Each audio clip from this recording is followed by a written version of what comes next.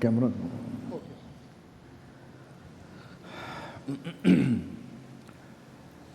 میں تہ دل سے بھائی ضیاء پال کا، آپ کی ٹیم کا تہ دل سے شکر گزار ہوں کل کی خوبصورت تقریب میں، جس میں ایک کتاب کی رونمائی کی، اور آج موقع دیا کہ میں آپ کے ساتھ کلام بانٹ سکوں۔ میں پہلے بھی آیا ہوں چند مرتبہ، پر کافی لمبے عرصے کے بعد دوبارہ آیا ہوں۔ دیکھیے، آج ہم بات کریں گے بائبل کے اوپر، ٹھیک ہے؟ اگر ہم Guinness world book of record پڑھیں، ایک کتاب چھپتی ہے ہر سال، تو اس کے مطابق بائبل مقدس دنیا میں سب سے زیادہ بکنے والی کتاب ہے، اور سب سے زیادہ زبانوں میں دستیاب ہے، اور سب سے زیادہ تحفے تحائف میں اگر کوئی چیز دی جاتی ہے تو وہ بھی گینیز ورلڈ بک کے مطابق بائبل ہے۔ ایک اور بات بھی لکھی ہوئی ہے کہ اگر سب سے زیادہ اگر کسی کتاب پر تنقید کی جاتی ہے تو وہ بھی بائبل ہے، ٹھیک ہے؟ ایک شخص تھے فرانس میں، یہ طنزیہ فلاسفر بھی تھے، لیکن سیٹائرسٹ تھے، جو طنزیہ لکھتے ہیں، طنز کرتے ہیں۔ ان کا نام تھا والٹائر۔ وہ 1694 سے لے کر 1778 تک دنیا میں رہے۔ انہوں نے فرمایا، وہ کہنے لگے کہ اس صدی کے آخر تک، یعنی دوسرے معنوں میں 1700 کی پٹی جب ختم ہوگی، وہ صدی ختم ہوگی، تو وہ لکھتا ہے، وہ بولتا اپنی کتاب میں لکھتا ہے کہ بائبل جو ہے وہ ختم ہو جائے گی اور صرف عجائب گھر میں بطور کاپی پڑی ہوگی۔ یہ اس شخص نے فرمایا۔ یہ تو مر گیا، لیکن بائبل آج بھی ہاتھوں میں، خدا کا شکر ہے، ٹھیک ہے؟ اور اس کے گھر کو British and foreign Bible society نے فرانس میں خریدا، اور وہاں سے بائبلیں سٹور کی جاتی تھی، چھاپی جاتی تھی اور تقسیم کی جاتی تھی، اسی کے گھر سے جس نے یہ بات فرمائی۔ ہم خدا کے شکر گزار ہیں۔ میرا ایمان ہے جو کلام ہمارے ہاتھ میں ہے یہ لا تبدیل ہے، با اختیار ہے، اور اس میں یہ تاثیر ہے کہ یہ زندگیوں کو بدلتا ہے، ٹھیک ہے؟ ہم کوشش کریں گے آج، وہ یہ مضمون بیسکلی سیمنریز میں اور سیمینارز میں پڑھایا جاتا ہے، لیکن میں کوشش کروں گا کہ اس کو اختصار کے ساتھ اور سادگی سے پیش کروں تاکہ ہمیں یہ باتیں سمجھ میں آئیں۔ پہلا بات ہم کریں گے مکاشفہ کیا، الہام کیا ہے۔ دیکھیے، مجھے بڑے دکھ سے کہنا پڑتا ہے کہ پاکستان میں رہتے ہوئے ہمارے بہت سے مسیحیوں کا تصور الہام وہی ہے جو اسلامی ہے۔ یہ مجھے افسوس سے کہنا پڑتا ہے۔ ہمارا تصور الہام اسلامک نہیں ہے، ٹھیک ہے؟ ہمارا یہ تصور نہیں ہے کہ جو مصنفین تھے ان پر وجد طاری ہو گیا اور وہ ایک وجد میں لکھتے تھے، ایسی بات نہیں ہے، ٹھیک ہے؟ ہمارے مصنفین میں مچھیرے بھی ہیں، سادے لوگ ہیں، پڑھے لکھے ہیں، بادشاہ ہیں، ٹھیک ہے؟ اور یہ امپورٹنٹ بات ہے سمجھنے کی۔ ہمارا یہ کانسیپٹ نہیں ہے کہ جیسے میں مائک میں بول رہا ہوں، سپیکر میں آواز آ رہی ہے، ایسا نہیں ہے۔ ہمارا تصور ہے کہ خدا نے اپنے خادموں کو، نبیوں کو کلام ظاہر کیا، الہام دیا، انہوں نے پھر اس کو قلم بند کیا۔ لیکن یہ ایسا نہیں ہے کہ ہم ایک پپٹ بن جائیں، ایک پتلی کی طرح، اور پھر خدا کے ہاتھ سے ہم اس کے وہ ہمیں ہلاتا رہے اور ہم چلتے ہیں، ایسی بات نہیں ہے۔ ایک اور امپورٹنٹ بات سمجھنے کی ضرورت ہے۔ ہمارے لیے جو الہام ہے، جو ریولیشن ہے، وہ بائبل ہے، میں امپورٹنٹ ہے، میں یہ نہیں کہنا چاہتا، لیکن ہمارے لیے جو مکاشفہ ہے، جو الہام ہے، وہ یسوع المسیح ہے، ٹھیک ہے؟ ابتدا میں کلام تھا اور کلام خدا کے ساتھ تھا اور کلام اور پھر کیا آیت ہے کہ اور کلام مجسم ہوا اور ہمارے درمیان رہا اور ہم نے اس کا ایسا جلال دیکھا جیسا باپ کے اکلوتے کا. تو یہ ایک بہت ڈفرنٹ کانسیپٹ ہے. بائبل امپورٹنٹ ہے. دیکھیں بائبل جب تک کسی شیلف میں پڑی ہے, کسی سٹور میں پڑی ہے, بائبل سوسائٹی کی شیلف میں پڑی ہے, آپ کے گھر شیلف میں پڑی ہے, کیا اس کا کوئی مقصد ہے؟ بائبل کب پرمانی ہوتی ہے؟ جب اس کو پڑھا جاتا ہے. جب ہم اس کو پڑھتے ہیں تو پھر خدا کا منصوبہ, خدا کا الہام, خدا کی باتیں ہمیں پتہ لگتی ہیں. جب تک وہ شیلف میں وہ ایک کتاب ہی ہے. ٹھیک ہے, تو ہم اس لیے اس کی بات کرتے ہیں کہ ہمارے لیے جو ریولیشن ہے وہ یسوع المسیح ہے. And the Bible leads to Jesus Christ. So جب ہم الہام کی بات کرتے ہیں تو خدا ہم پر ظاہر کرتا ہے قدرت کے وسیلے سے, نیچر, جو تخلیق اس نے کی, یہ کائنات, یہ دنیا بنائی. ٹھیک ہے, پھر وہ خوابوں کے ذریعے سے, رویا کے ذریعے سے ظاہر کرتا اپنے آپ کو. پھر تاریخ کے اندر, جب تاریخ میں حقائق ہوتے ہیں, حالات ہوتے ہیں, وہ بھی خدا کے منصوبے اور مرضی کو ہم پر ظاہر کرتے ہیں. اور آف کورس پھر کلام مقدس ہے. ٹھیک ہے, یہ چار بنیادی طور پر یہ باتیں ہیں. جب ہم الہام کی بات کرتے ہیں اس کا مطلب یہ ہے پردہ ہٹانا. ٹھیک ہے, جب ڈرامے ہوتے ہیں تو پردہ آ جاتا ہے, پھر سین اگلا آتا ہے, تو جب پردہ ہٹتا ہے پھر ہمیں سمجھ میں آتی ہے کہ سین کون سا ہے. تو اس کا یہی بنیادی مطلب ہے کہ یہ ہمارے لیے خدا کا ایک منصوبہ, اس کا مقصد, اس کا پلان ہم پر ظاہر ہوتا ہے. عبرانیوں کا خط بڑا خوبصورت ہے اور بڑی گہری ہے, اس میں باتیں, کبھی موقع ملے اس کو اسٹڈی کیجئے گا. یہاں فرماتا ہے, لکھا ہے پہلی آیت میں, اگلے زمانہ میں خدا نے باپ دادا سے حصہ بہ حصہ اور طرح بطرح نبیوں کی معرفت کیا کیا, کلام کار کی. ٹھیک ہے, اس زمانہ میں, یعنی یسوع کے دور کی بات ہے, اس زمانہ کے آخر میں کیا لکھا ہے, ہم سے کس کی معرفت, بیٹے کی معرفت کلام کیا. ٹھیک ہے, جب یسوع نے اپنی خدمت کا آغاز کیا تو جو تعلیمات انہوں نے دی وہ براہ راست کلام مجسم ہی تعلیم دے رہا تھا. ٹھیک ہے, تو بیٹے کی معرفت. اس لیے عبرانی کے خط میں ایک اور بات بڑی خوبصورت ہے, وہ کہتا ہے کہ پہلے ہم ہر سال جانور ذبح کرتے تھے, خون لے کر جاتے تھے گناہوں کی معافی کا, لیکن یسوع خود اپنا خون لے کر کس کی حضوری میں گیا, باپ کی حضوری میں, جبکہ کاہن پاک ترین مقام ہیکل میں لے کر جاتے تھے.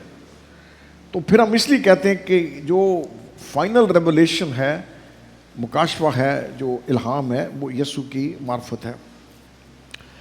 دو طریقوں سے ہم پر خدا اپنے آپ کو ظاہر کرتا ہے. ٹھیک ہے, ایک ہم کہتے ہیں نیچرل ریولیشن, عام نیچرل جس کو ہم کہتے ہیں. میں جب پہلی مرتبہ پہاڑوں پر گیا, کاغان فرسٹ ٹائم میں گیا, تو صبح صبح بڑا اچھا لگتا تھا ڈیووشن کرنے کا, بائبل پڑھ کے دعا کرنے کا. چشمے, پانی, آواز, ہوا ٹھنڈی, پرندوں کی چرچراہٹ سے آوازیں آتی تھی, خوبصورت لگتا تھا. چوٹیاں برف سے لدی ہوئی وہ چمکتی تھی سورج میں. تو پھر اس وقت آپ قدرتی طور پر اچھا لگتا ہے اور آپ خدا کا شکر کرتے ہیں. یہ کائنات, یہ تخلیق جو ہے, یہ خدا کی خوبصورتی کو ظاہر کرتی ہے. آپ حیران ہوں گے کبھی ہم سوچیں ان چھوٹی چھوٹی باتوں کو کہ خدا کس طریقے سے اپنے آپ کو ظاہر کرتا ہے. میری وائف ڈاکٹر ہیں, پڑھاتی تھیں.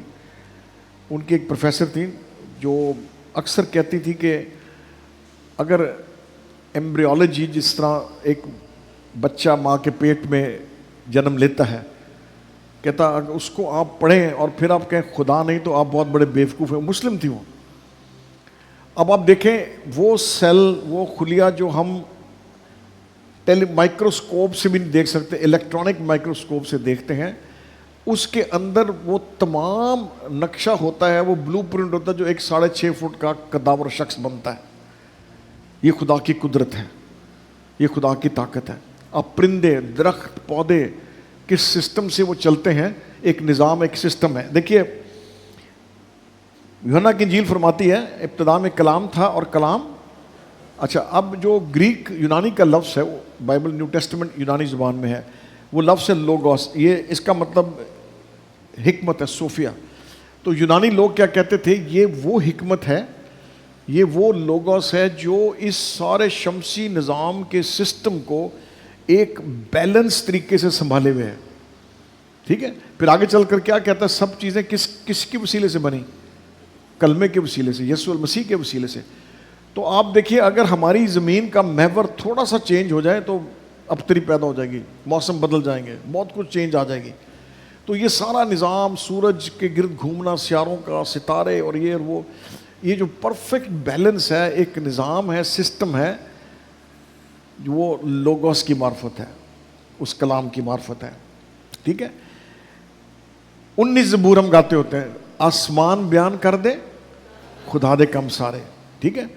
اور اگر 19 زبور پڑھیں تو یہ بڑی خوبصورت ہے. آسمان خدا کا جلال ظاہر کرتا ہے اور فضا اس کی دستکاری دکھاتی ہے. وہ کہتا ہے نہ ان میں زبان نہ یہ بولتے ہیں، پھر بھی خدا کے اس جلال کو، اس کی کائنات کو، اس کے الہام کو، اس کی موجودگی کو ہم پر ظاہر کرتا ہے. یہ ہم اس کے لیے خدا کے شکر گزار ہیں. ایک پھر دوسرا ہوتا ہے اسپیشل ریولیشن، خاص مکاشفہ یا الہام.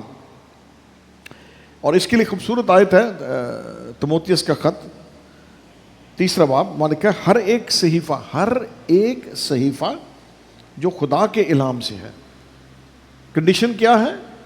خدا کے الہام سے ہے.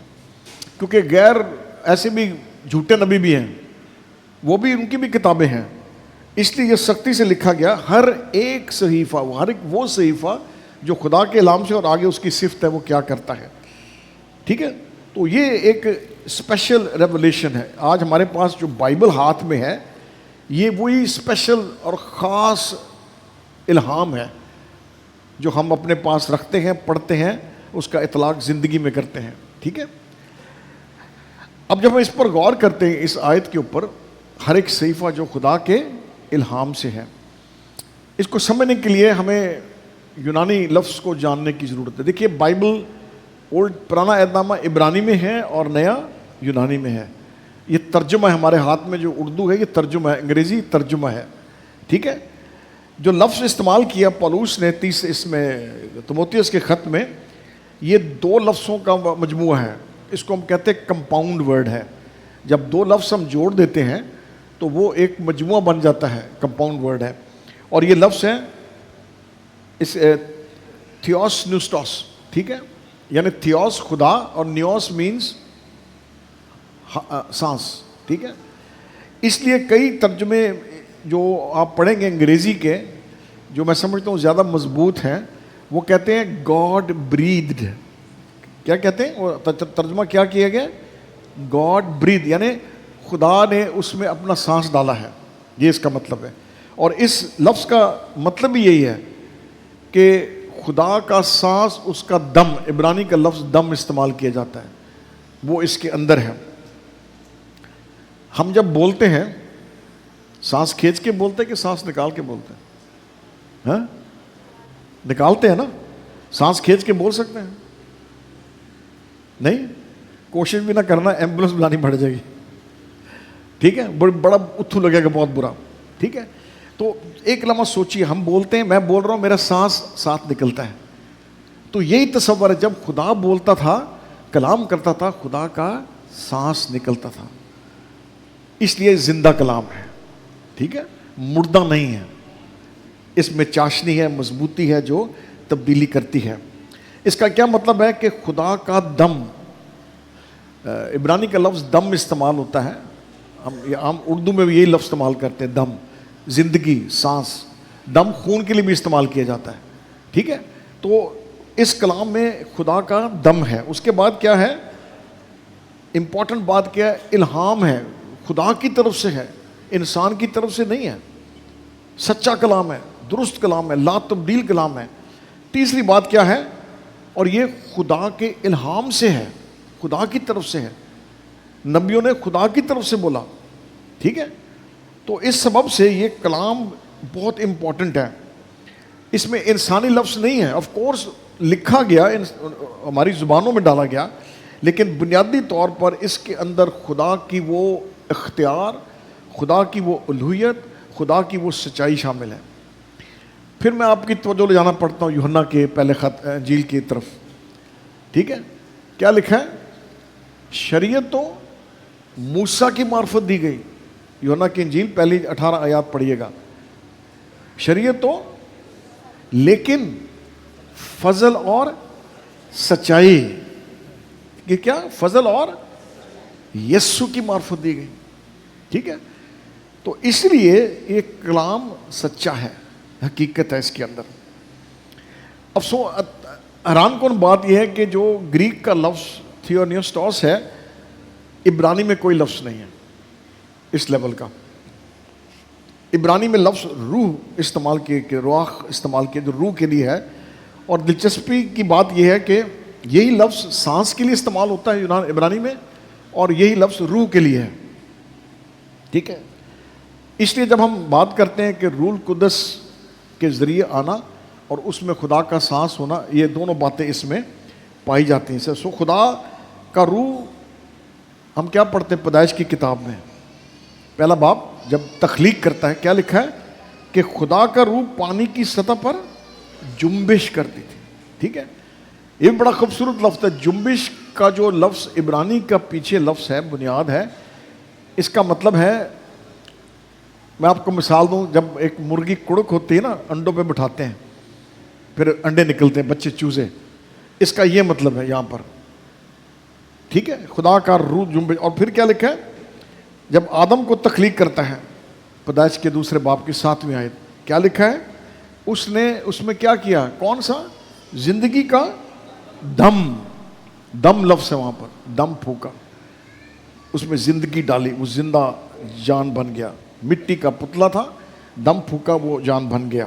ٹھیک ہے, تو ہم اس کے لیے خدا کا شکر کرتے ہیں. یہ خدا کے کلام کا لاسانی ہونا, خدا کے کلام کے اندر قدرت ہونا, اس بات کی عکاسی کرتا ہے. اب دیکھیے, بڑی بڑی گواہیاں ہیں. سادھو سندر سنگھ پڑھا آپ نے؟ اچھا, مجھے معلوم تھا کہ وہ ایک سال برطانوی بائبل سوسائٹی کی AGM پر مہمان تھے, وہاں پہ بولے, کلام سنایا. تو میرے وہاں کولیگ سے میں جب بھی جاتا انگلینڈ تو میں ان کو کہتا مجھے اس کا ریکارڈ ڈھونڈ کر دیں. تو ایک سال ان کی مجھے کال آ گئی, بھائی وہ 4 کتابیں ہمارے ریکارڈ میں, ایک میں آپ کو دے دوں گا. اس میں پتہ کیا لکھتا ہے وہ کہتا ہے کہ جب میرے لیے خدا کا کلام بائبل ایک ٹھنڈی ہوا کی مانند ہے. ٹھیک ہے, کیا لکھتا ہے سادھو سندر سنگھ, میرے لیے کلام مقدس ایک ٹھنڈی ہوا کی مانند ہے. اور پھر وہ کہتا ہے کہ جب میں اس کے پنے پھاڑتا تھا, جب میں اس کے پیجز کو پھاڑتا تھا, تو مجھے اس کی قدرت کا احساس ہوا. یہ سندر سنگھ لکھتے ہیں اپنی کتاب میں. ایک اور شخصیت ہے, کبھی پتہ نہیں, بہت کم پاکستانیوں کو پتہ ہے, آستر جان کے بارے میں کون جانتا ہے؟ کوئی ہاتھ نہیں کھڑا ہوا ہے. آستر جان کانورٹ تھی, اس کا تعلق سائی وال سے تھا. آج ہاسپٹل کا چیپل اس کے نام پر ہے. ایک دن صبح وہ ناشتے پر نہیں آئیں, تو جب کمرے میں جا کر دیکھا تو ان کا سر بڑی بری طرح سے نا, شاید اینٹ مار کر کیا مار کر پھاڑا ہوا, تو بری طرح سے اسکال اندر گئی ہوئی تھی. شی واز ڈیڈ, مر چکی تھی. ظاہر ہے پولیس کیس بنا. تو جو تفتیشی آیا اس نے ڈائریز پڑھی اس کی, اور وہ کہنے لگا اس کے عاشق نے اس کو مارا ہے. ٹھیک ہے, جب اس نے رپورٹ فائنل کی, یہ تفتیشی کی رپورٹ میں پتہ وہ کیا لکھتا ہے, وہ کہتا ہے کہ اس عورت کو یا اس خاتون کو جو یہ مر گئی, اس کو تمہارے یسوع مسیح سے محبت تھی. یہ تفتیشی کی رپورٹ ہے. شی لوڈ یور جیزس کرائسٹ. ٹھیک ہے, 21ویں صدی کے شودا طے ہوا کہ ان کے مجسمے لندن میں ویسٹ منسٹر ایبی, بہت بڑا چرچ ہے, یہاں پر بادشاہوں کو بنایا جاتا ہے, شادیاں ہوتی ہیں رائل فیملیز کی. ادھر 11 مجسمے رکھے گئے, جہاں سے ہر دنیا کی بڑی ہستی ان کے نیچے سے گزرتی ہے, ایسے گیلری پر ہیں آپ, ان سے نیچے گزر رہے ہیں. اور ایک مجسمہ ایستر عنایت کا بھی ہے, پاکستانی ہے, ٹھیک ہے. اس کے لیے ایک مشتری کتاب میں لکھتی ہے اس نے 23 مرتبہ انجیل مقدس پڑھی, 23 ٹائمز, ٹھیک ہے. زور کس پر ہوا؟ سندر سنگھ کو پڑھیں, اس کو دیکھیں, کلام مقدس پر, ٹھیک ہے, کیونکہ اس میں یہ تاثیر ہے. اگلا پوائنٹ ہم لیں گے کہ امپورٹنس آف اسکرپچرز, اس کی اہمیت کیا ہے کلام مقدس کی. پہلی بات یہ ہے کہ یہ بالکل درست اور لا تبدیل ہے. گو بحث کی جاتی ہے, مختلف الزامات لگتے ہیں کہ یہ بدل گئی ہے, لیکن ایسی بات نہیں ہے. کیونکہ جب اس کی بات ہم کرتے ہیں تو نہ کبھی ثبوت ملتا ہے کہ کیا بدلا, کس نے بدلا, کب بدلا گیا, اور بدلی ہوئی کاپی کدھر ہے. اس کے اوپر کوئی ثبوت نہیں ہے, ٹھیک ہے. آپ بھی ریسرچ کر لیں, میں اتنے سال سے میرا یہ سبجیکٹ ہے, میں پڑھاتا ہوں اس کو, تو کوئی ایسا ثبوت نہیں ہے, ٹھیک ہے. ایک کانفرنس ہوئی 1978 میں, ٹھیک ہے. تب یہ بڑا زور تھا, یعنی لبرل تھیولوجینز جو تھوڑا سا ایمان کو مس کر دیتے ہیں, اور جو کنزرویٹیوز ہیں, کنزرویٹیوز وہ ہوتے ہیں جو کیا کہنا چاہیے, رسول عقیدہ والے, اسٹرانگ جو ایمان رکھنے والے, پینٹیکاسٹلز ہیں, چرچز ہیں جو اسٹرانگلی بلیو کرتے ہیں ان باتوں کو. تو انہوں نے ایک کانفرنس کی, اور اس کانفرنس میں اس کو انہوں نے نام دیا inerrancy of the word of God, یعنی کلام مقدس میں غلطی نہیں ہے, ٹھیک ہے. اور ان کی اسٹیٹمنٹ ہے, میری بک کتاب میں آپ پڑھ سکتے ہیں, میں نے ان کو اس میں ڈالی ہیں اسٹیٹمنٹس. تو وہ بڑی کلیئر کٹ اسٹرانگ اسٹیٹمنٹس ان کی کہ بائبل نہیں بدلی, ٹھیک ہے. میں تقریباً 20-22 سال سے ایک سیمینارز پڑھاتا رہا ہوں, اس کا ٹائٹل ہم دیتے تھے the power of God's word, خدا کے کلام کی قدرت اور طاقت. وہ پورے دن کا, کبھی 2 دن کا ہوتا تھا. اور ہم شکر کرتے ہیں کہ اس میں خداوند کے فضل سے, خداوند کی مہربانی ہے کہ لوگ بڑے مضبوط ہوئے ایمان میں, اور ہم نے خاص طور ان ٹاپکس پر بات کی. دیکھیں, آپ جب بائبل پڑھتے ہیں, پیدائش سے پڑھیں, ٹھیک ہے, مکاشفہ تک جائیں, ایک ترتیب, ایک تسلسل, ایک سلسلہ ہے, ٹھیک ہے. آدم حوا گناہ کرتے ہیں, تابع فرمانی نہیں کرتے. نوح کی سٹوری پڑھتے ہیں, پھر ابراہیم چنا جاتا ہے, پھر قوم کا آغاز ہے بنی اسرائیل, پھر نبیوں کی آمد ہے, خبرداری ہے, کرتے کرتے یسوع المسیح کی آمد ہے, اور اب ہم منتظر ہیں کہ اس کی دوسری آمد ہوگی. تو پیدائش سے مکاشفہ تک آپ جائیں, ایک تسلسل ہے, ایک پراپر سیکوینس میں ہم چلتے ہیں, ایک نیریٹو ہے. بہت سے مذاہب میں جب آپ کتابیں پڑھیں گے نیریٹیوز نہیں ہیں, تسلسل نہیں ملے گا آپ کو. جو برطانوی نیوی ہے نا, نیوی کیا کہتے ہیں, بحری فوج, نیوی, ان کی جو رسی, آپ ان کا ٹریڈ مارک کیا ہے, رسی جب بھی جہاں سے کاٹیں گے نا ایک لال ڈوری چلتی ہے, اس سے پتہ لگتا ہے کہ یہ برطانوی نیوی کی رسی ہے. تو میں سمجھتا ہوں کہ خدا کا جو منصوبہ نجات کا ہے, پیدائش 3:15 پہلی پیش گوئی ہے, میں تیرے اور تیری نسل, عورت کے نسل کے درمیان عداوت پیدا کروں گا. وہ پہلی پیش گوئی ہے کہ یسوع کی آمد کے بارے میں ہے. تو آپ کو تھرو آؤٹ یہ ایک سلسلہ ملتا ہے, جس سبب سے ہم کلیئر کٹ اس بات کو جانتے ہیں. دوسرا پوائنٹ ہے, کلام اتھارٹیٹیو ہے, اتھارٹی ہے کلام کی, اس کا اختیار ہے, ٹھیک ہے. کیوں؟ کیونکہ خدا اس کا مصنف ہے, اس کو دینے والا, لکھنے والا, لکھانے والا خدا ہے, ٹھیک ہے. اب دیکھیں, گو اس کو انسانوں نے لکھا, لیکن اس کے پیچھے تحریک روح القدس کی ہے, ٹھیک ہے, الہام خدا کی طرف سے ہے. اور اگر یہ نہ ہو تو یہ کلام میری اور آپ کی زندگی میں پر اثر نہ ہو. آج میں آپ کے سامنے کھڑا ہوں, میری زندگی میں کلام کی قدرت نے کام کیا ہے, ٹھیک ہے. جب کلام آپ کی زندگی میں کام کرتا ہے, ایک زندہ ثبوت ہے کہ یہ زندہ کلام ہے اور اس کے اندر اختیار ہے, ٹھیک ہے. سو اس کے لیے ہم خدا کے شکر کرتے ہیں. اس لیے میں کہتا ہوں کہ کلام کو اپنی زندگی میں رچنا چاہیے. آپ کی زندگی میں, میرے دوست ہیں انگلینڈ میں پاسٹر ہیں, ایک سال میں مینچسٹر سے آتے ہوئے رات ان کے پاس رکا, ہم رات 2 بجے تک گفتگو کر رہے تھے. اس نے بڑے دکھ سے مجھے کہا, کہنے لگا, بھائی آج انگلینڈ میں بائبل کو چرچ سے نکال کے یہاں رکھ دیا گیا, ٹھیک ہے, اور یہ فیکٹ ہے. اگر آپ گورے چرچ میں جائیں اور 20-25 کی حاضری ہو تو بہت بڑی حاضری ہے. سیریسلی کہہ رہا ہوں. مجھے پہلا شوق ہوا جب میں فرسٹ ٹائم گیا, تو جس چرچ میں میں نے بولنا تھا آدھا چرچ کافی شاپ ہے. بلیو می, کافی شاپ ہے آدھا چرچ. جیسے اگر اس کو یہاں سے آدھا کر دیں, یہ سڑک کی طرف یہ کافی شاپ ہے, یہاں پہ عبادت کرتے ہیں. ایک سال میں مینچسٹر جانا گیا, وہاں پہ بولنا تھا. تو ہم جب چرچ کی طرف جا رہے تھے, چوک میں بہت بڑا ایک چرچ تھا. تو میں نے پوچھا, مجھے کہتا آپ کو واپسی بتاؤں گا. اچھا, ہم جس چرچ میں بولنا وہاں گئے. تو میں چرچ کی طرف کہتا نہیں ہال میں عبادت ہے. ہم ہال میں گئے. بعد میں مجھے پتہ لگا کہ جو چرچ ہے, چرچ کے اندر فلیٹ بنائے ہوئے ہیں, کرائے پہ دیے ہوئے ہیں. باہر سے بلڈنگ چرچ کی ہے, فلیٹ بنائے ہوئے ہیں. ٹھیک ہے. وہ جو مینچسٹر چوک میں بڑا چرچ تھا, بڑا کم سے کم ٹرینٹی سے بھی بڑا ہوگا, ٹرینٹی کیتھیڈرل سے, اس کے اندر بھی فلیٹ ہی تھے. مجھے ایک سال اتفاق ہوا وہاں بکس یونیورسٹی میں لیکچر کرنے کا, ہاوینگ کے UK میں. اس کے بعد ہمارا لنچ تھا. ہم لنچ پر آئے, ایک بڑا چرچ تھا, اس کا بھی پچھلا حصہ سارا کافی شاپ تھا. وہاں ہم نے لنچ کیا, کافی پی. اگلا حصہ چرچ تھا. تو دیکھیں, جب بائبل کو جب ہم اس کو اپنے اندر سے نکال دیں گے, کوئی فائدہ نہیں. آج بھی روایتی طور پر جب انجیل پڑھی جاتی ہے, خاص کر سینٹ پالس کیتھیڈرل میں اور چرچز کے اندر یہ روایت ہے, وہ انجیل کو کانگریگیشن کے بیچ میں لے کے آتے ہیں, پھر وہاں سے بیچ میں سے پڑھی جاتی ہے. ٹھیک ہے. اب اس کا بیچ میں پڑھنے کا کیا فائدہ اگر وہ کلام میرے بیچ میں نہیں ہے, میرے خاندان کے اندر نہیں ہے, میرے چرچ کے اندر نہیں ہے.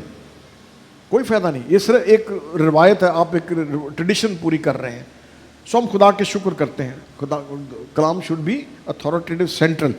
تیسرا پوائنٹ اسی نقطے کے تحت, جو خدا کا کلام ہے وہ ایک شاہانہ کلام ہے. ٹھیک ہے, امپریسو ہے. اور میں چند آیات پڑھنا چاہتا ہوں, موقع ملے پورا زبور پڑھیے. 29 زبور 29 3 آیت سے آنورڈ. لکھتا ہے, خداوند کی آواز بادلوں پر ہے, خدائے ذوالجلال گرجتا ہے. کیا لکھا ہے؟ خدائے ذوالجلال کیا کرتا ہے؟ گرجتا ہے. چوتھی آیت, خداوند کی آواز میں قدرت ہے, طاقت ہے, اسٹرینتھ ہے. پانچویں آیت, خداوند کی آواز دیواروں کو توڑ ڈالتی ہے. یرو کا ہمارے سامنے واقعہ ہے. ساتویں آیت, خداوند کی آواز آگ کے شعلوں کی. ٹھیک ہے. پھر آپ پڑھے 8ویں آیت, خداوند کی آواز بیابان کو ہلا دیتی ہے. ٹھیک ہے. اور اس کا ایک نمونہ, جب کوئی سینہ پر جب خدا اترتا ہے, حکم دیتا ہے, تو ادھر ایک دہشت طاری ہو جاتی ہے, وہاں پر ہم اس کو دیکھتے ہیں.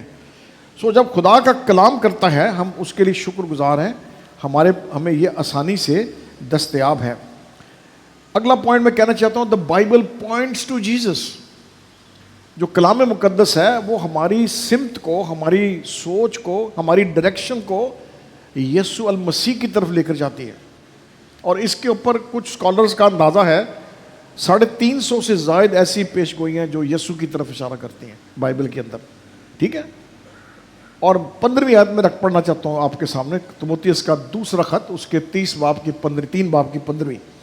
یہاں پر لکھا ہے, اور تو بچپن سے ان پاک نوشتوں سے واقف ہے جو تجھے مسیح یسوع پر ایمان لانے سے نجات حاصل کرنے کے لیے دنائی بخش سکتے ہیں. یہاں کون سے نوشتوں کی بات ہو رہی ہے؟ اولڈ ٹیسٹمنٹ کی نیو ٹیسٹمنٹ؟ ہاں, اولڈ ٹیسٹمنٹ, پرانے عہد نامہ کی, کیونکہ اس وقت تو نہیں تھا.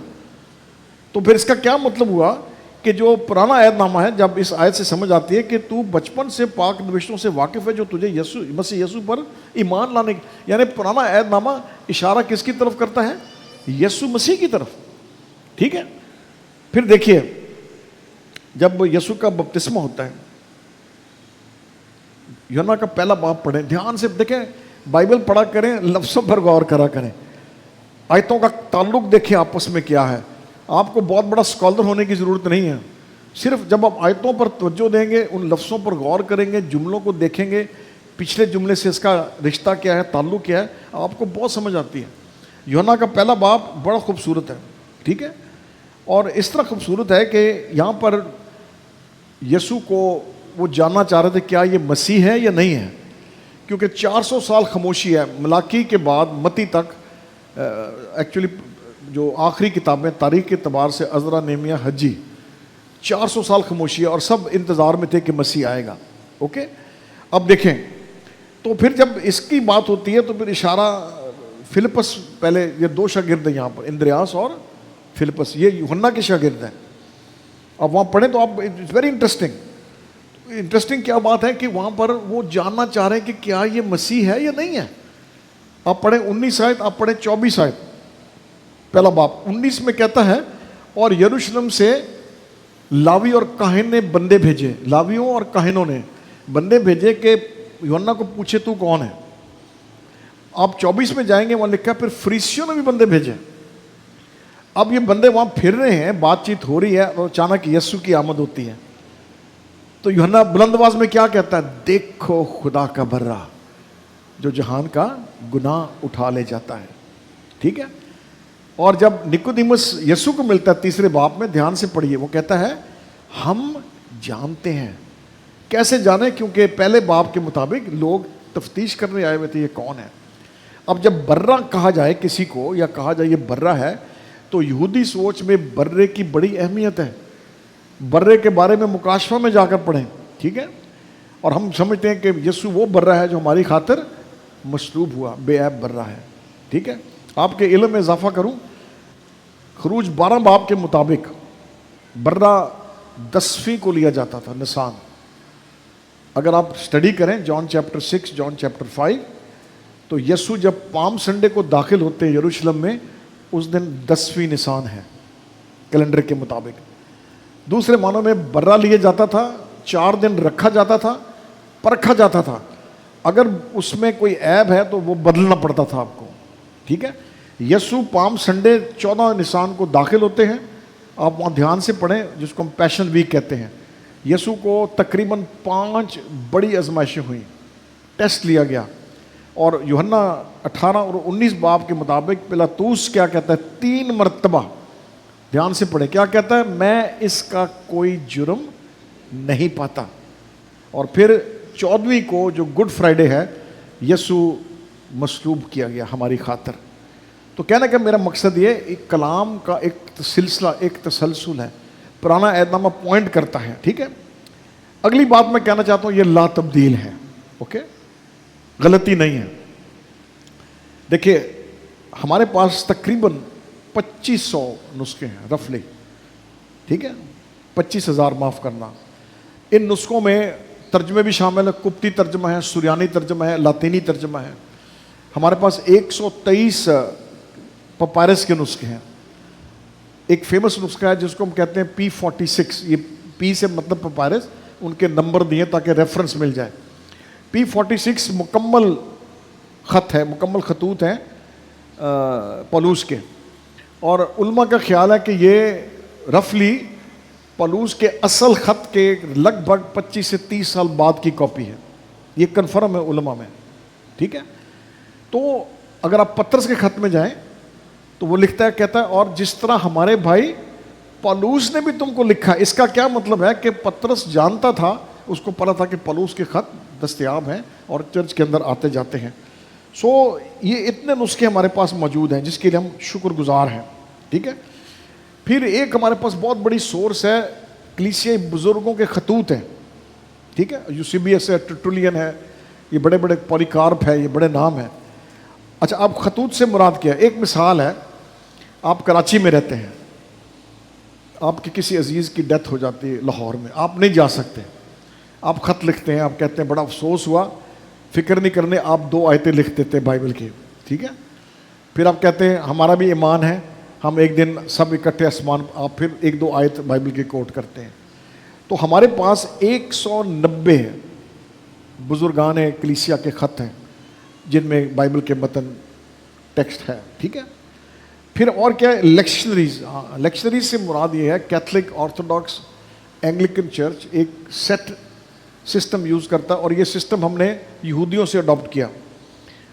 یہودی ایک ترتیب وار توریت کو پڑھتے تھے اور 3 سال میں عبادت خانے کے اندر پڑھ کر اس کو مکمل کرتے تھے. ٹھیک ہے. لوکا 4 باب میں جب ہم پڑھتے ہیں کہ اس کو یسایہ کا صحیفہ دیا گیا، وہ اس سسٹم کے تحت دیا گیا تھا. ٹھیک ہے. تو یہ لیکشنریز میں بھی ہمیں ٹیکسٹ ملتا ہے، بائبل کا ٹیکسٹ ہے، یہ بھی ایک بہت بڑی ہماری سورس ہے، یہ موجود ہے ہمارے پاس، ٹھیک ہے. اس کے بعد مکتوتے ہیں، یا ان کو ہم کوڈسیز کہتے ہیں، یہ بڑے فیمس ہیں، سکندریہ، کوئسینا کا، بتکانی، افراہیمی. کبھی موقع ملے بائبل سوسائٹی آنے کا، ہمارے پاس فیکسیملیز کاپیز ہیں ان کی، آپ دیکھ سکتے ہیں وہاں پر. اور یہ سارے ہفتادی ترجمے کے مکتوتے. ہفتادی ترجمہ وہ ترجمہ ہے جب سکندریہ میں لائبریری میں انہوں نے دیکھا کہ عبرانی توریت کا، اس کا اولڈ ٹیسٹمنٹ کا ترجمہ نہیں ہے، پھر یہ ترجمے کیے گئے. تو یہ ہمارے پاس موجود ہیں، محفوظ ہیں. جو وتکانی ہے وہ ویٹیکن میں ہے، باقی سارے برٹش لائبریری کے اندر موجود ہیں، آپ دیکھ سکتے ہیں ان کو جا کے. تو یہ ایک بہت بڑی سورس ہے. جب ان کو ہم کمپیئر کرتے ہیں تو بلیو میں کوئی فرق نہیں آتا. اس کے بعد جو موسٹ امپورٹنٹ بات ہے وہ ہے ڈیڈ سی اسکرولز. 1947 میں ایک چرواہے کی بھیڑ گم گئی، تو اس نے کیا کیا، نیچے غاریں تھیں، وہ شاید سمجھا کہ جی غار میں چلی گئی ہے، اس نے پتھر اٹھا کے مارا غار کے اندر کے، ڈر کے باہر آئے گی، اندر اس کو مرتبان ٹوٹنے کی آواز آئی. وہ سمجھا پتہ نہیں خزانہ ہے، تو مرتبان میں سے نسخے تھے. جب حکومت کو پتہ لگا اسرائیل کی، انہوں نے سیل کر کے، یہ 11 غاریں ہیں، ٹھیک ہے. اس میں سب سے فیمس ہے یہ سایہ کا مکمل صحیفہ ہے، اسکرول ہے مکمل، چرمی پہ لکھا ہوا، کمپلیٹ ہے. اور پھر میں لاہور میں ہمارے پاس کاپی اس کی پڑی ہے میوزیم میں. 1 اپریل 1948 48 میں 1 اپریل کو اخبار میں چھپا. تب یہ نیوز لیک ہوئی کہ جناب یہ نسخے مل گئے ہیں، اور یہ نسخے یسوع المسیح، یعنی پرانے عہد نامے کے جو موجودہ نسخے تھے، یہ نسخے ہمیں 1000 سال پیچھے لے کے جاتے ہیں. کتنا؟ 1000 سال پہلے، یعنی 230-35 قبل مسیح سے 235 سال پہلے پیچھے لے جاتے ہیں نسخے. تو آرٹیکل چھپا کہ اب ثابت ہوگا کہ بائبل بدل گئی ہے، ٹھیک ہے. جب علماء ان کو دیکھتے ہیں آج، ہیلیلویا، پریز گاڈ، خدا کا شکر ہے، کوئی فرق نہیں ہے، لا تبدیل ہے. اور یہ ایک بہت بڑی شہادت ہے، ہم خدا کے شکر گزار ہیں، ٹھیک ہے. غلطیاں کرتے تھے کاتب لکھتے تھے، پرنٹنگ مشینیں تو نہیں تھی، نہ فوٹو کاپی ہوتی تھی، ٹھیک ہے، تو ہاتھ سے لکھتے تھے. یا ٹیچرز کتنے بیٹھے ہوئے ہیں، استاد کتنے تھے، ہاتھ تو کھڑا کریں. اچھا، میرا ایک سوال ہے، آپ کا ذہن تیز چلتا ہے کہ ہاتھ؟ ہاں، ذہن تیز چلتا ہے. دوسرا میرا سوال ہے، جب آپ پڑھتے ہیں تو آپ پڑھتے ہیں پے الف پا کاف سین کس تے الف تا نون معکوف پاکستان، ایسے پڑھتے ہیں؟ نہیں، پڑھا لکھا ایسے نہیں پڑھتا. آپ دیکھتے ہیں نا، پے الف کاف سین آپ پڑھ جائیں گے پاکستان، نون کا نقطہ نہیں بھی آپ نے پاکستان پڑھ جانا. تجربہ کر کے دیکھیں، آپ ریکگنائز کرتے ہیں، ٹھیک ہے. آپ لٹریٹ جو پڑھے لکھے ہیں. تو میں ابھی اگر آپ کو ٹیسٹ دوں نا، میں آپ کو کاغذ دوں اور پینسل دوں، میں کہوں گا ہاتھ سے لکھو، آپ ایک صفحے میں کتنی غلطیاں کریں گے اندازہ آپ کو؟ ہاں، کتنی کریں گے؟ اندازہ کیا ہے؟ ہم نے تجربہ کیا ایک دفعہ، 8 سے 9 غلطیاں ہوتی ہیں رفلی ایوریج، کسی کی زیادہ کسی کی کم ہے. تو کاتب کون تھے؟ فرشتے تھے، ہیں انسان تھے، ہماری طرح تھے. تو ان سے غلطی ہوتی تھی، ٹھیک ہے. اب جو بے، عبرانی کا بے ہے، اس کے نیچے ایک ڈنڈا ایسے آتا ہے، سائڈ پر نیچے نکلتا ہے. اور عبرانی کا جو دال ہے اس کا ڈنڈا نہیں ہے، لیکن اوپر کا سائز سیم ہے. اگر کاتب نے بے کا ڈنڈا نہیں ڈالا تو وہ کیا پڑھا جائے گا؟ ڈال، ٹھیک ہے. میرا نام اینتھنی ہے، اگر ٹی اور ایچ کو میں نہ کاٹوں تو وہ ایل پڑھا جاتا ہے نا. میں میتھس میں بڑا اچھا تھا، میری ٹیچر سے ہمیشہ لڑائی ہوتی تھی، تو وہ مجھے غصے ہوتی تھی، کیونکہ جب میں 9 اور 4 لکھتا تھا نا، تو میرا 9 4 لگتا تھا اور 4 میرا 9 لگتا تھا. تو مجھے غصے ہوتی تھی کہ تو اپنی رائٹنگ ٹھیک کر. لڑ ڈوڑ کے نمبر میں پھر لے لیتا تھا سمجھا کے اس کو. تو یہ غلطیاں کاتب سے ہوتی تھی، لیکن کاتب کیا کرتے تھے، اس غلطی کو پھر حاشیے میں ڈال دیتے تھے، ٹھیک ہے. اب دیکھیں ہمارے پاس جو اتنے ڈھیر خزانہ ہے نسخوں کا، عالم اس کو پڑھ کر، دیکھ کر ان کو پتہ لگتا ہے کہ یار یہ کاتب کی غلطی ہے. ٹھیک ہے. اور آج جو علماء ہیں، آج اتنی اسٹڈی ہے اس پر، اتنی ریسرچ ہے، یہ سارے نسخے ہمارے پاس موجود ہیں، سب نسخے ہیں، کوئی نسخہ ہم نے ضائع نہیں کیا ہوا. اور آج Catholic scholars, Pentecostal scholars, Protestant scholars, brethren scholars, P C P کے اسکالرس سب اتفاق کرتے ہیں. اور ہم بائبل اسٹڈی چھاپتی ہے، اس کو ہم کہتے ہیں NA29. وہ اس میں سارا نیچے نوٹس ہیں کہ کیا چیز ہے، کون سا نسخہ ہے، کس کے ذریعے سے ہے. تو میرا کہنے کا مقصد یہ ہے کہ یہ ہمارے پاس بہت بڑا خزانہ ہے. ٹھیک ہے. اور اس خزانے سے ہم خدا کا شکر کرتے ہیں کہ کلام لا تبدیل ہے اور با اختیار ہے. سو آپ کو قطعاً شک نہیں ہونا چاہیے. میں خدا کا شکر کرتا ہوں، میں بہت ڈیٹیل نہیں کروں گا، لیکن مجھے آج تک کسی اسکالر نے دیگر مذاہب کے مجھے کبھی سوال نہیں کیا کہ بائبل بدل گئی. یہ خدا کا شکر کرتا ہوں میں. ٹھیک ہے. چوتھا پوائنٹ کیا ہے؟ اگر بائبل سچی ہے، خدا کا الہام ہے، اگر یسوع المسیح اس کا فائنل الہام ہے، اگر کلام لا تبدیل ہے، با اختیار ہے، اس کے اندر قدرت، طاقت ہے، تو پھر اس کا رزلٹ ہماری زندگی میں کیا ہونا چاہیے؟ کیا ہونا چاہیے؟ دلیری. ٹھیک ہے. دلیری ہونی چاہیے. جب آپ کے اندر سچ ہوگا تو آپ ڈرتے نہیں ہیں. سچ بولا گا تو آپ کو پریشانی، 100 جھوٹ بولا گا تو 100 جھوٹ بولیں گے اس 101 جھوٹ کو کور کرنے کے لیے، اور پھر غلطی ہو جاتی ہے، پھنس جاتے ہیں ہم. تو بائبل میں بڑی خوبصورت بات کیا آتی ہے. دیکھیں ابھی پینٹیکوسٹ گزرا ہے، ہم اعمال 2 باب پر زور دیتے ہیں جب روح القدس کا نزول ہوا. ٹھیک ہے. 4 باب پر ہم بہت کم توجہ دیتے ہیں. 4 باب میں کیا ہوتا ہے؟ پطرس اور یوحنا ہیکل پر اس لنگڑے کو شفا دیتے ہیں. ٹھیک ہے. یہ پہلا معجزہ ہوا چرچ کے اندر یسوع کے صعود فرمانے کے بعد. جب یہ خبر پہنچتی ہے تو ان کو اریسٹ کر کے کاہن کی عدالت میں لے جاتے ہیں. 4 باب اعمال پڑھے. جب وہاں جاتے ہیں تو بحث ہوتی ہے، پھر وہ ان کو کہتے ہیں کہ تم نے اس نام سے منادی نہیں کرنی. کس نام سے؟ یسوع نام سے. اور ہم پڑھتے ہیں کہ پیچھے ایماندار دعا بھی کر رہے تھے. اوکے.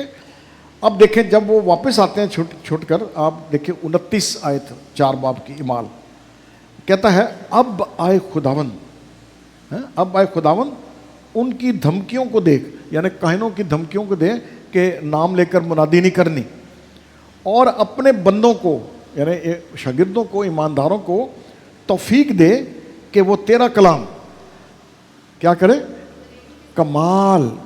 کمال دلیری کے ساتھ سنائیں. صرف دلیری نہیں، کمال دلیری کے ساتھ سنائیں.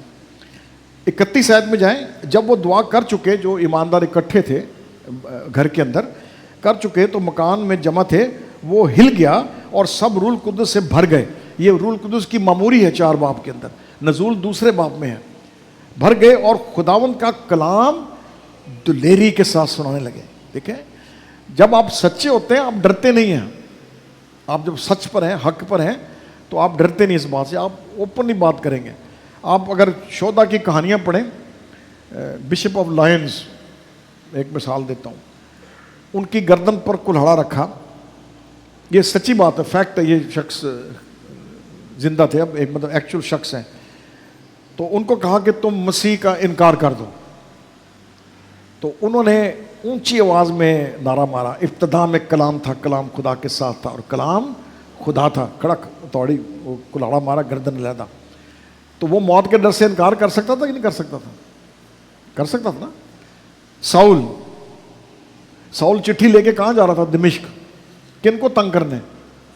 مسیحوں کو. رستے میں کیا ہوا؟ یسوع مل گیا. یہ وہی ساؤل کیا ہوتا ہے؟ دلیر بن جاتا ہے. اور جب ہم اس کے بارے میں پڑھیں تو پولس کیا لکھتا ہے رومیو کے خط کے اندر؟ وہ کہتا ہے کیونکہ میں انجیل سے شرماتا نہیں. ٹھیک ہے. میں انجیل سے شرماتا نہیں. اس سبب سے وہ ہر طریقے کی مخالفت کا مقابلہ کرتا ہے اور بڑی بے دھڑک طریقے سے وہ کھڑا ہوتا ہے اس بات پر. اب پولس کو اریسٹ کر لیا گیا، روم بھیجا، کیونکہ رومی شہری تھا اس کو انہوں نے سزا دینی تھی، اور ہم پڑھتے ہیں کہ اس کا سر قلم کیا گیا۔ اعمال کا آخری باب پڑھیں، 28 باب، ٹھیک ہے، وہاں پڑھیں، وہاں لکھا ہوا ہے کہ وہ 31 آیت، اور جو اس کے پاس آتے تھے، یعنی پالوس کے پاس آتے تھے، ان سب سے ملتا رہا اور کمال دلیری سے بغیر روک ٹوک کے خدا کی بادشاہی کی منادی کرتا رہا، یہ جانتے ہوئے کہ الٹیمیٹلی یہ مارا جائے گا، پھر بھی دلیری سے کیا کرتا رہا؟ کلام سناتا رہا۔ اگر آپ اس میں دیکھیے ایک اور آیت بڑی دلچسپ ہے، 28 باب اس کا امثال کا، پرووربس پہلی آیت، لکھا ہے اگرچہ کوئی شریر کا پیچھا نہ کرے تو بھی وہ بھاگتا ہے، ٹھیک ہے، لیکن صادق کیا ہے؟ شیر ببر کی مانند دلیر ہے۔ یہ دلیری ہمیں جب ہم خدا کے ساتھ چلتے ہیں ہمیں ملتی ہے، ٹھیک ہے۔ سو یہ بڑا امپورٹنٹ بات ہے کہ ہم دلیری سے کلام کو سنائیں، ٹھیک ہے۔ میں اب تھوڑا سا اس کو کنکلوڈ کرنا چاہتا ہوں۔ دیکھیے، میں خاص طور پر پھر واپس آؤں گا پترس اس کے تموتھیوس کے خط میں، ہر ایک صحیفہ جو خدا کے الہام سے ہے۔ اچھا اب دیکھیں وہ کیا بات کرتا ہے۔ الہام سے ہے تعلیم اور الزام اور اصلاح، ٹھیک ہے، اور راست بازی میں تربیت کرنے کے لیے فائدہ مند ہے۔ 4 باتیں ہیں یہاں پر، تعلیم، الزام، اصلاح اور تربیت، یہ 4 باتیں ہیں۔ جب ہم اس کا غور کرتے ہیں تو 2 باتیں جو ہیں یہ پازیٹیو ہیں، مثبت ہیں، ٹھیک ہے۔ فار ایگزامپل تعلیم اور راست بازی میں تربیت، یہ پازیٹیو ہے، اور اس کے سبب ہمارے جو ایمان ہے، ہمارا ڈاگما ہے، ہمارا فیتھ ہے، ہمارا علم الہیات ہے، تھیولوجی ہے، اس کے اوپر بیس ہے۔ جو منفی بات ہے وہ ہے الزام اور اصلاح۔ اس کا یہ مطلب ہے کہ کلام جب ہم غلط کرتے ہیں تو الزام ٹھہراتا ہے ہمارے اوپر، ٹھیک ہے، اور جب ہم درستی کی طرف جاتے ہیں اصلاح بھی کرتا ہے۔ روح القدس کی جب خدمت کو پڑھیں 16 باب یوحنا میں انجیل کے اندر، وہ کیا کہتا ہے؟ اور وہ آئے گا اور ان کو کیا کرے گا؟ گناہوں پن پوائنٹ کرے گا، ان کے گناہوں سے آگاہی دے گا ان کو روح القدس، ٹھیک ہے۔ تو یہ امپورٹنٹ بات ہے، جب ہم کلام کو پڑھتے سیکھتے سمجھتے ہیں، ہم اس کو دیکھتے ہیں، تو یہ ہمارے لیے ایک چیلنج ہے کہ یہ ہمارے تربیت اصلاح کے لیے مؤثر ہے، ہم اس کے لیے خدا کے شکر گزار ہیں۔ کئی لوگ سمجھتے ہیں کہ بائبل کنفیوژن ہے اور اس کو اتنا زیادہ توجہ نہیں دیتے، آرگیومنٹس ہیں ان کی بہت ساری، اور بہرحال ایک اور بحث ہے، اس پر ہم نہیں جائیں گے، ٹھیک ہے۔ اب دیکھیں 17ویں آیت کیا کہتی ہے تموتھیوس کا خط، وہ کہتا ہے کیوں اصلاح تربیت مرد خدا بنے، کیوں بنے؟ کہتا ہے تاکہ اس لیے کہ مرد خدا کامل بنے اور ہر ایک نیک کام کے لیے بالکل تیار ہو۔ یہ کلام کا مقصد ہے ایماندار کی زندگی کے اندر، کہ ہم تیار ہو اس بات کے لیے، بالکل تیار۔ اس کا مطلب ہے ایکوپ کرنا۔ جب فوج کو آپ جنگ میں بھیجتے ہیں نا، اس کو ایکوپ کرتے ہیں، اس کو اسلحہ دیتے، بندوقیں پکڑاتے، بغیر بندوق کے فوجی جائے گا جنگ کرنے کہ نہیں جائے گا؟ مرنے کے لیے جائے گا نا بغیر اسلحے کے۔ تو اس کا مطلب ہے کہ، اور جب ہم اس کو گریک میں دیکھتے ہیں، اس کا مطلب یہ ہے مکمل طور پر، یعنی اس حد تک کامل کرنا کہ گنجائش باقی نہ رہے، ٹھیک ہے، کمپلیٹ ان ایوری سینس، اس کا یہ مطلب ہے۔ متی 5 باب 17 آیت بڑی خوبصورت آیت ہے۔ یسوع کیا فرماتے ہیں کلام کے تعلق سے؟ 17ویں آیت میں فرمایا، یہ نہ سمجھو کہ میں توریت یا نبیوں کی کتابوں کو منسوخ کرنے ہیں بلکہ پورا کرنے آیا۔ پھر یہاں پر پھر ایک امپورٹنٹ ایلیمنٹ آتا ہے کلام کی صداقت پر، کلام کی کنٹینیوٹی پر، اس کے تسلسل کے اوپر۔ دیکھیں استثناء 18 باب میں آپ جائیں، وہاں پر موسیٰ کو خدا نے خبردار کیا کہ جب تم ملک موعود میں جاؤ گے وہاں جھوٹے نبی ہوں گے، تم نے خبردار رہنا ہے۔ اور یہاں پر وہ تقریباً 4 ایسے ٹیسٹ دیتا ہے جو جھوٹے نبی کی اس کو ظاہر کرے گا۔ اس میں ایک بات ہے 18ویں آیت میں، وہ کہتا ہے موسیٰ کو خدا فرماتا ہے، یعنی خدا خود اپنا کلام اس کے منہ میں ڈالوں گا اور جو کچھ میں اسے حکم دوں گا وہی وہ ان سے کہے گا۔ تو کلام کون ڈالے گا؟ خدا، ٹھیک ہے۔ اگر کوئی شخص اگر یسوع کہتا میں منسوخ کرنے آیا ہوں تو پھر یہودی سسٹم کے مطابق ایکسیپٹیبل نہیں تھا، اس لیے اس نے کہا میں منسوخ نہیں، ختم کرنے نہیں آیا، اس کو پورا کرنے آیا ہوں. اور اس سبب سے وہ جو میں نے شروع میں بتایا پیدائش سے مکاشفہ ایک سلسلہ ہے، ایک تسلسل ہے، وہ اس کو ظاہر کرتا ہے، اور یہ یسوع کی بہت بڑی شہادت ہے کلام مقدس کے لیے. اوکے، پھر دیکھیے میں نے اس کی بات کی ہے جب فلپس اور وہ یسوع کو پہچانتے ہیں. ٹھیک ہے، 45 آیت میں فلپس کیا کہتا ہے؟ نتھانیل سے مل کر اسے کہتا ہے کہ جس کا ذکر، توجہ کیجیے گا، جس کا ذکر اس نے توریت میں اور نبیوں میں کیا ہے وہ مل گیا ہے. یعنی وہ مسیح مل گیا جس کا ذکر کہاں پر ہے؟ توریت اور نبیوں کے اندر ہے. ٹھیک ہے، متی 5 باب میں، یوحنا 5 باب سوری، اس میں یسوع کے اختیار کو چیلنج کیا جاتا ہے، فقی فریسی کرتے ہیں. میں چند ایک آیتیں رکھتا ہوں. 39 آیت میں کیا کہتا ہے؟ یسوع فرماتا ہے تم کتاب مقدس میں ڈھونڈتے ہو، ٹھیک ہے، اور سمجھتے ہو کہ اس میں ہمیشہ کی زندگی تمہیں ملتی ہے، اور یہ وہ ہے جو میری گواہی دیتی ہے. کتاب مقدس کس کی گواہی دیتی ہے؟ یسوع المسیح کی. 46 آیت، کیونکہ اگر تم موسیٰ کا یقین کرتے، یسوع ان سے مخاطب ہے فقی فریسیوں سے، یقین کرتے تو میرا بھی یقین کرتے، اس لیے کہ اس نے میرے حق میں لکھا ہے. ٹھیک ہے، پرانے عہد نامہ کی طرف اشارہ ہے. اس کے بعد یوحنا کی انجیل 5 باب 47، پھر موسیٰ سے، یعنی یہ جب اموس کی راہ پر پہلا ایسٹر ہے، ٹھیک ہے، پہلا ایسٹر، اس نے پھر موسیٰ سے اور سب نبیوں سے شروع کر کے سب نوشتوں میں جتنی باتیں اس کے حق میں لکھی ہوئی تھیں ان کو سمجھا دی. ٹھیک ہے، 27 آیت میں اموس کی راہ کے اوپر جب وہ چاہ رہے ہیں. پھر دیکھیں جب یسوع نظر آ جاتا ہے، انہوں نے آپس میں کہا، ان کا ریاکشن کیا جب پہچانتے ہیں یسوع کو، کلوپاس اور دوسرا شاگرد، انہوں نے آپس میں کہا جب وہ ہم سے باتیں کرتا تھا، ہم پر نوشتوں کا بھید کھولتا تھا، کیا ہمارے دل خوشی سے بھر نہ گئے تھے؟ کلام کی طاقت ہے، کلام کی قدرت ہے، ہم اس کے لیے شکر کرتے ہیں. پھر دیکھیے یوحنا کی لوکا 24 باب، یسوع شام کے وقت پہلے ایسٹر پر آ کے ان کے درمیان آ جاتے ہیں. 46-44 آیت دیکھیے، یسوع ان سے مخاطب ہے شاگردوں سے، اور یہ ڈرے ہوئے ہیں شاگرد اس وقت. پھر اس نے، یعنی یسوع نے ان سے کہا یہ میری وہ باتیں ہیں جو میں نے تم سے اس وقت کی تھی جب تمہارے ساتھ تھا، کہ اب سنیے کہ ضروری ہے کہ جتنی باتیں موسیٰ کی توریت اور نبیوں کے صحیفوں اور زبور میں ہے میری بابت لکھی ہیں پوری ہوں. ٹھیک ہے، اور پھر خوبصورت، یہ میری بڑی پسندیدہ آیت ہے 45، پھر یعنی یسوع نے ان کا شاگردوں کا ذہن کھولا کہ کتاب مقدس کو سمجھیں. ٹھیک ہے، بائبل کی افادیت تب ہے جب اس کو ہم سمجھتے ہیں، اس کا اطلاق زندگی میں کرتے ہیں. میں نے ایک بات پڑھی مجھے بڑی اچھی لگی، وہ لکھتا ہے the Bible is meant to be a bread, ٹھیک ہے، فار ڈیلی یوز. یعنی بائبل ڈبل روٹی کی طرح ہونی چاہیے روزمرہ کے استعمال کی، نہ کہ not a cake for special occasion, cake نہیں جو برتھ ڈے پر یا اینیورسری پر ہم کاٹیں گے، روزمرہ کی ایک خوراک ہوگی. میں واپس آتا ہوں یشوع کے حوالہ پر اور میں ختم کروں گا یہاں پر. 5 باتیں یہاں پر آپ پڑھیں. یشوع کو ایک ذمہ داری دی گئی موسیٰ کے بعد، ڈر بھی رہا تھا بیچارہ، ملک موت میں جانا ہے، مسئلے مسائل ہوں گے. پہلی بات کیا کہتا ہے؟ ساری شریعت پر عمل کر. کیا کہتا ہے؟ ساری شریعت پر عمل کر. پھر کیا کہتا ہے؟ نہ دہنے مڑنا نہ بائیں مڑنا. تیسری بات، شریعت تیرے منہ سے نہ نکلے. ٹھیک ہے.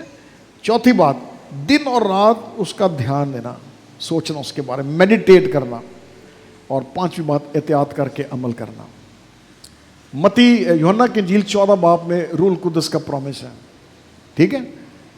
اور 16 باب میں کیا ہے؟ روح القدس کی خدمت کیا ہے؟ کبھی 15 باب سوچا ہے کہ کیا ہے؟ نہیں، کیا 15 باب میں کیا ہے؟ انگور کا میں ہوں، جو ڈالی مجھ میں ہے پھل لائے گی. ٹھیک ہے. تو امپورٹنٹ بات ہے ہم کلام کو اپنے ساتھ لے کر چلیں. کلام میری زندگی کے سینٹر میں ہونا چاہیے، شخصی طور پر، خاندانی طور پر، ٹھیک ہے. بائبل کا کوئی فائدہ نہیں جب تک ہم اس کو پڑھتے نہیں، ٹھیک ہے. شیلف میں مخمل میں لپیٹ کے رکھ دینا کوئی فائدہ نہیں، ٹھیک ہے.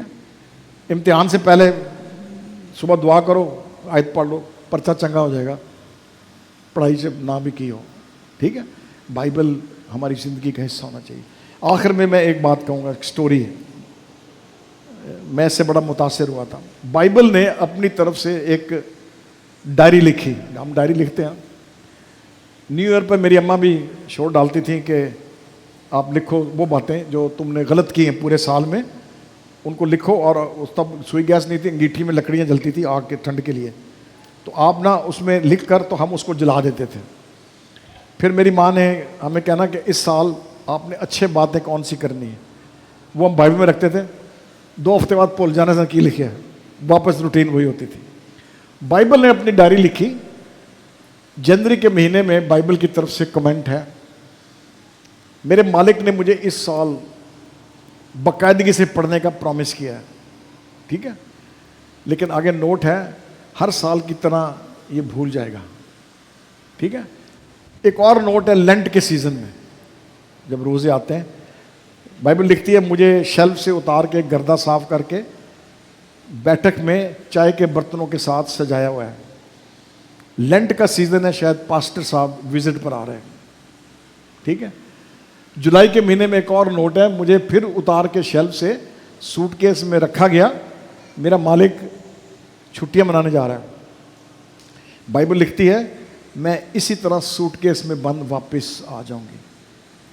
اکتوبر کے مہینے میں نوٹ ہے، سارا خاندان تقریباً 8-10 دن سے باقاعدگی کے ساتھ مجھے پڑھتے بھی ہیں، دعا بھی کرتے ہیں. روز شام کو اکٹھے ہو کے دعا کرتے ہیں، بندگی کرتے ہیں، مجھے پڑھتے بھی ہیں. نیچے پتہ نوٹ کیا لکھا ہوا ہے؟ شاید خاندان میں بیماری یا دکھ یا کوئی مصیبت ہے. پھر بائبل یاد آتی ہے. بائبل روز مرہ کی روٹی ہے ہمارے لیے. بائبل کو اپنی زندگی کا حصہ بنائیں. بائبل کو، یہ وہ کلام ہے جس میں خدا کا دم ہے، زندگی بخش ہے. میں اکثر کہتا ہوں ریڈ دا بائبل، بائبل پڑھیں. لو دا بائبل، بائبل سے محبت رکھیں. لیو دا بائبل، بائبل کے مطابق زندگی گزاریں. And share the Bible, Bible کا دونوں سے بانٹیں. خداوند آپ کو بڑی برکت دے. آئیے ہم دعا کریں. اے باپ، ہم شکر گزار ہیں تیرے زندہ لا تبدیل با اختیار کلام کے لیے. خداوند ہماری اپنی زبان میں دستیاب ہے. خداوند پاکستان میں پابندی نہیں ہے، ہم شکر گزار ہیں باپ. اے خداوند ہمیں اپنے کلام سے محبت کرنے کا فضل کر. خداوند وہ محبت جو کبھی کم نہ ہو، اس میں کبھی کسی قسم کی کمی نہ آ سکے. خداوند ہم تیرے کلام کے پڑھنے والے ہوں، تیرے کلام کو اپنی زندگی میں رچانے والے ہوں، تیرے کلام کے مطابق زندگیاں گزارنے والے ہوں. باپ تیرا شکر کرتے ہیں یسوع المسیح کے لیے جو کلام مجسم ہے، ہم شکر گزار ہیں. اے پیارے باپ، آج کے اس کلام کو اپنے پاک روح کی تحریک سے خداوند ہمارے دلوں پر، ہمارے ذہنوں پر خداوند نقش کر. تیرا شکر کرتے ہیں. اے او جی کی اسمبلی کو خداوند بڑی برکت دے، پاکستانی کلیسیا کو برکت دے. یسوع کے نام سے مانگتے ہیں، آمین. Thank you. God bless you.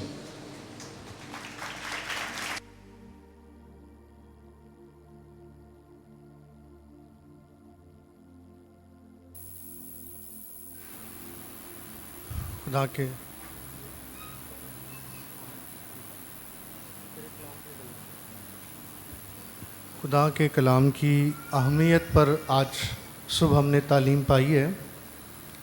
اور ایک بات کا اضافہ یہ کہنا چاہتا ہوں، میں شیئر کرنا چاہتا ہوں، وہ یہ ہے کہ بائبل مقدس آج ہمارے ہاتھوں میں ہے اور ہماری زبان میں ہے.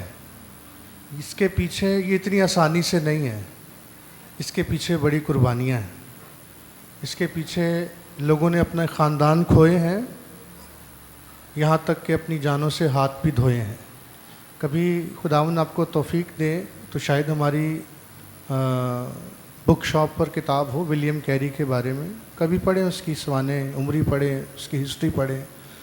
جب ہم پڑھیں گے تو ہمیں اندازہ ہوگا کہ بائبل مقدس آج جو ہمارے ہاتھ میں ہے یہ کتنی قدر و قیمت رکھتی ہے، ہمارے ہاتھوں میں کیسے پہنچی ہے. تو لہٰذا آئیے ہم خدا کے کلام کے لیے، ان مشنریوں کے لیے اور جنہوں نے اس کا ترجمہ کیا، ان کاتبوں کے لیے جو اس کو بڑی محنت کے ساتھ لکھتے رہے، اور روح القدس کے لیے جو اس کا لکھاری ہے، مصنف ہے، جس نے یہ لکھی ہے اور ہم تک پہنچائی ہے. اور آج میری اور آپ کی ذمہ داری ہے کہ ہم اس کے شاہد ہوں، ہم اس کے گواہ ہوں، ہم اس کو پڑھیں اور اپنی آنے والی نسلوں کے اندر اس کو ٹرانسفر کریں، ان تک ہم یہ پہنچائیں. اور ایک گیت گا کر دعا کر کے ہم رخصت ہوں گے. تیرے کلام دیاں گلاں، اس کے بعد دعا کر کے ہم رخصت ہو جائیں گے.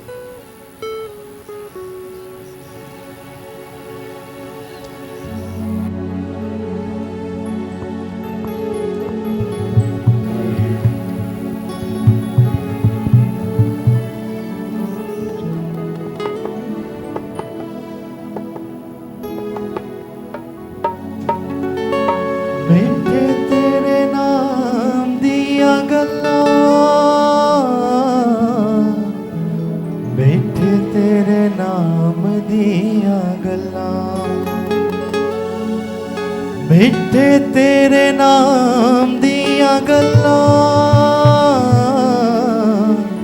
ਮਿੱਠੇ ਤੇਰੇ ਨਾਮ ਦੀਆਂ ਗੱਲਾਂ, ਤੇਰੇ ਕਲਾਮ ਦੀਆਂ ਗੱਲਾਂ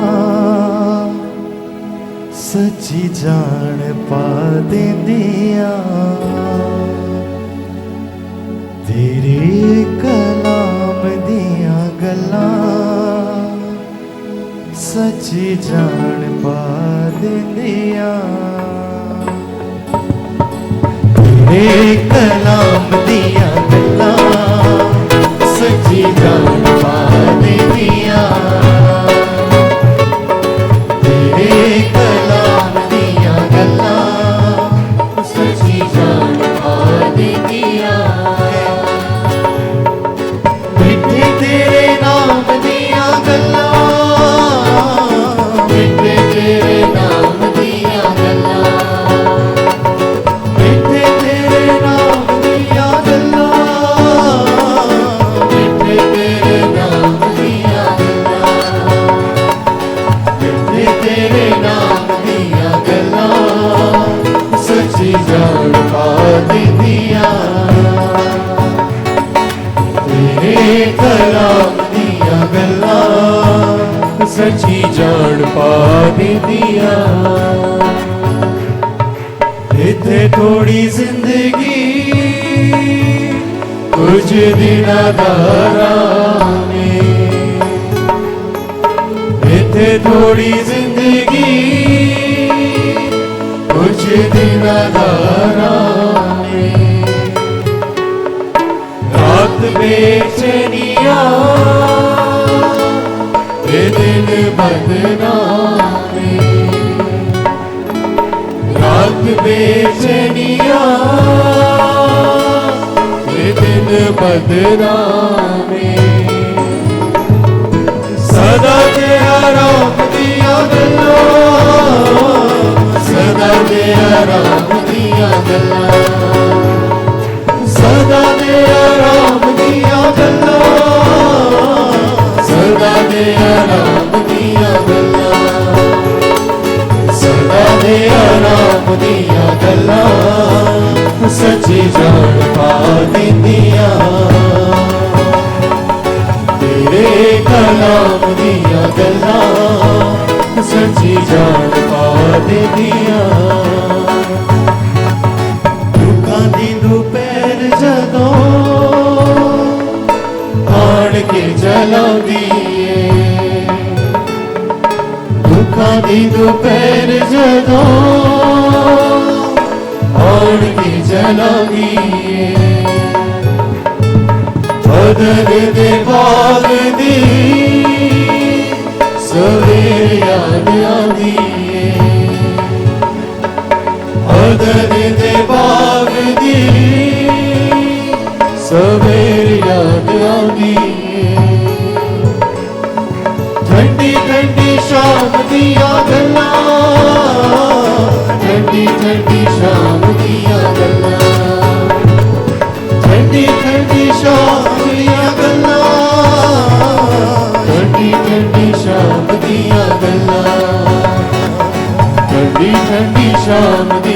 गल्लां सच्ची जान पा दिंदियां तेरे कलाम दियां गल्लां सच्ची जान पा दिंदियां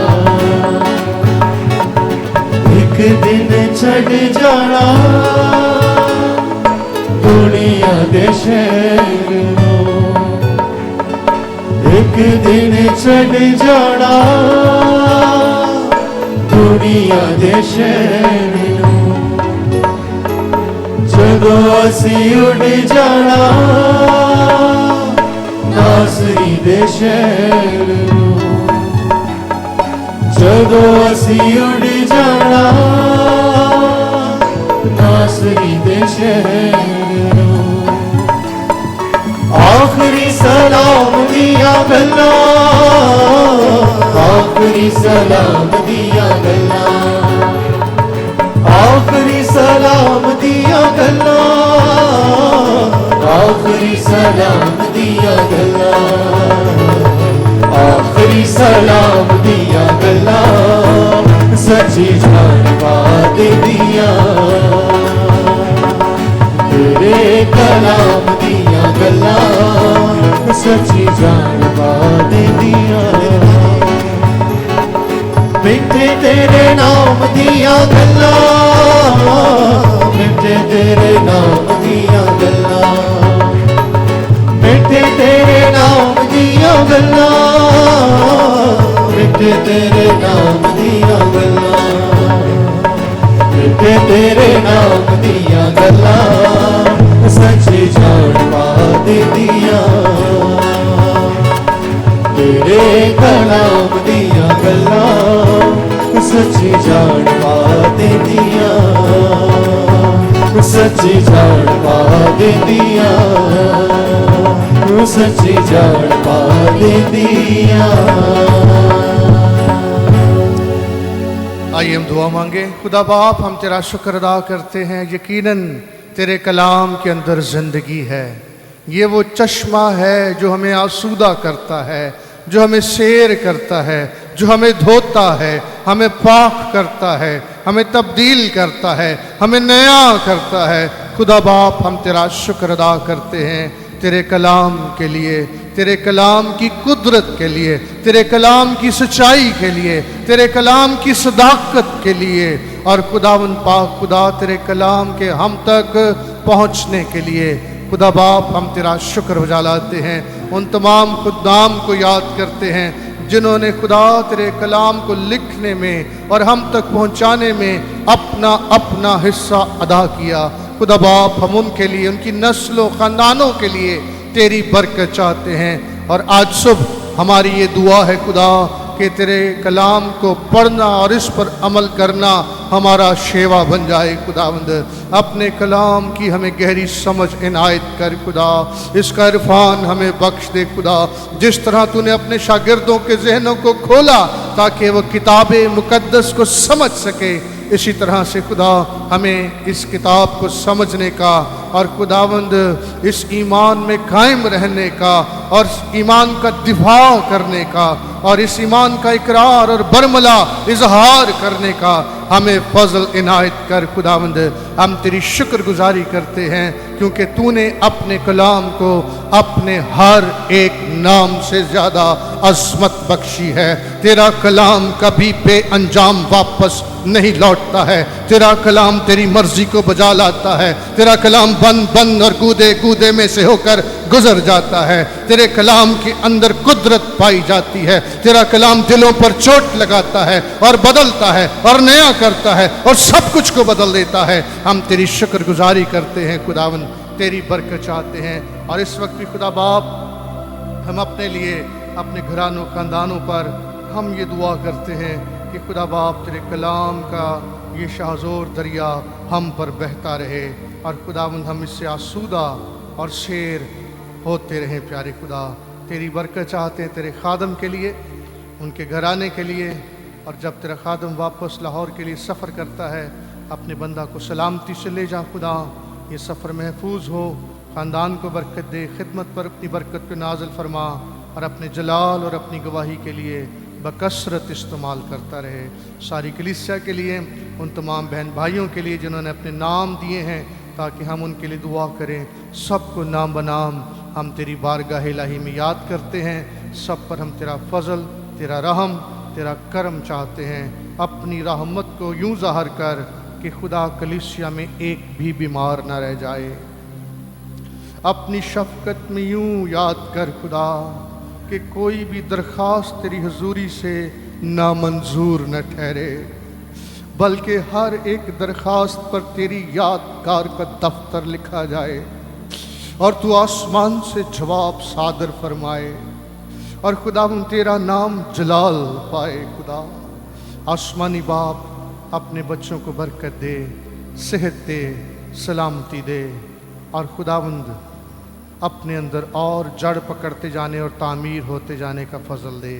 हम अपने मुल्क के लिए, शहर के लिए दुआए खैर करते हैं। आला हुकाम के लिए, हुकूमती इदारों के लिए, इंतज़ाम करने वालों के लिए, अपने सदर मुमलकत के लिए, वज़ीर आज़म के लिए तेरी हिकमत, तेरी दनाई चाहते हैं। अपनी अदालतों के लिए हम तेरा इंसाफ मांगते हैं, तेरी हिकमत चाहते हैं और इस मुल्क के चौगिर्द तेरे तहफ़्फ़ुज़ की बाड़ मांगते हैं। हमारी दुआ है कि हमारा मुल्क तेरे नाम से कहलाए, तेरी सलीब इसकी शनाख्त बन जाए और खुदावंद तेरा जलाल ज़ाहिर हो। अपनी रहमत में हमें याद फरमा। दिन के बाकी वक्त पर तेरी सलामती चाहते हैं। दोपहर को जनाजे की इबादत पर तेरी बरकत चाहते हैं। तेरे लोगों का जमा होना एक दूसरे के लिए तसल्ली, इत्मीनान और बरकत का सबब ठहरे। अपने बच्चों को सलामती से रुखसत कर। आज की सारी इबादत के लिए, इन हदिया जात के लिए हम तेरा शुक्र अदा करते हैं। हम कौन और हमारी क्या हकीकत कि हम खुशी खुशी नजराना देने के लायक हुए। तेरे दिए हुए में से हमने गुजराना है। लिहाजा खुदा इसे अपनी बारगाह इलाही में कबूल फरमा और इसके इवज़ तेरा पाक आसमान जो तेरे बच्चों के लिए अच्छा ख़जाना है वो सदा खुला रहे और कहीं कमी ना आए, कहीं घाटा ना आए, बल्कि तेरे बच्चों पर इफ़रात के साथ तेरे आसमान और तेरे ज़मीन की बरकत जारी और सारी रहें खुदा। बल्कि तेरे बच्चों के हौज़ नई मैं से लबरेज हों खुदा। और खुदावंद तेरी बरकत तेरे बच्चों पर साया करे खुदा। हम तेरी शुक्रगुजारी करते हैं। तेरे घर से सबको दुआए खैर और बरकत की दुआ देकर रुखसत करते हैं खुदावंद यीशु मसीह के नाम से, आमीन। अब हमारे खुदावंद यीशु मसीह का फजल, खुदा बाप की मोहब्बत, रूहुल कुद्स की रिफाकत और शराकत हम सब के साथ और दुनिया के तमाम मुक़द्दसीन के साथ हमेशा तक होती रहे, आमीन। आपकी तवज्जो का, तशरीफ़ आवरी का शुक्रिया। खुदावंद आपको बरकत दे। इबादत बर्खास्त है। सलामती से जाइए।